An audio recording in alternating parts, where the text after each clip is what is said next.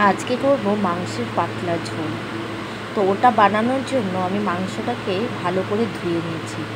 ধুয়ে নেওয়ার পর ম্যারিনেট করে দেবো। ম্যারিনেট করার জন্য একটু হলুদ, নুন, জিরে গুঁড়ো, ধনে গুঁড়ো আর সর্ষের তেল দিয়ে ভালো করে মাখিয়ে আমি 20 মিনিট রেখে দেবো। আর এক সাইডে মাংসের মশলাটা করে নেব। ওর জন্য আদা কুচি, রসুন কুচি আর পেঁয়াজ, ওটা দিয়ে আমি একটা পেস্ট বানিয়ে নিলাম। তারপরে তেলে ফোড়নের জন্য দেব দারচিনি, এলাচ, লবঙ্গ আর জিরে। ফোড়নটাকে ভালো করে ভেজে তারপরে দিয়ে দেবো পেঁয়াজ কুচানো। আমি পেঁয়াজ কুচানো হাফ দিই আর হাফ পেস্ট দিই। তো পেঁয়াজটাকে দেওয়ার পর ওটা যতক্ষণ না বাদামি কালার হয়ে আসছে ততক্ষণ মশলাটা দেব না।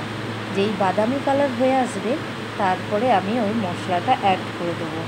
অ্যাড করে দেওয়ার পর টমেটো দিয়ে দেবো। তারপরে ঢাকা দিয়ে কিছুক্ষণ রাখার পর দেখবেন মশলাটা হয়ে গেছে।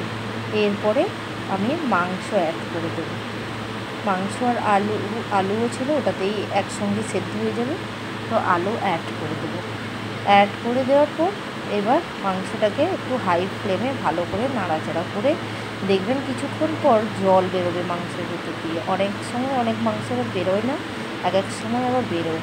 তো ওটার জন্য একটু হাই ফ্লেমে একটু ভেজে নেওয়ার পর আমি ঢাকা দিয়ে রাখলেই দেখবেন ড্রাই ড্রাই হয়ে আসছে। তো কষা কষার মতো হয়ে যাবে।